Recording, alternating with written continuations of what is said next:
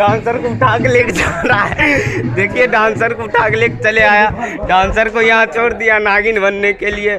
आप देख सकते हैं इतना अच्छा नाचता था डांसर, बेचारे को उठा के इधर लेके चले आए। देखिए गाइस, आप लोग देख सकते हैं विक्की डीजे म्यूजिक।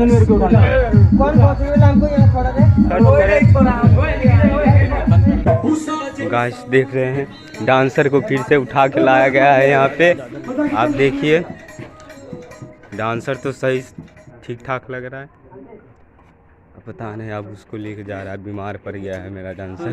क्या लग रहा है।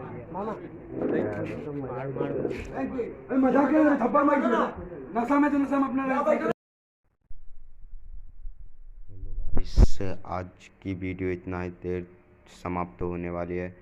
आगे की वीडियो देखने के लिए इसके आगे के वीडियो हमारे YouTube चैनल से देख सकते हैं आप।